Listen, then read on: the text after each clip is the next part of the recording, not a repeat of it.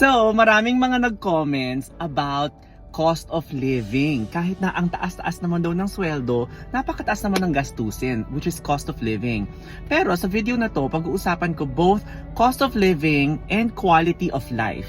So I think it comes hand in hand. So yes, pag nasa malalaking cities ka, katulad ng Los Angeles, ng New York, at ng Bay Area, mas mataas ang cost of living, mas mataas ang rent. Iko-consider mo rin yung transportation. So in LA, we have to drive, so you pay for the car, the gas, and the insurance of the car. But then sa New York, pwede ka mag-commute, so pwede ka lang matulog sa train, you know. So kanya-kanya din yan kung ano yung gusto niyo mangyari.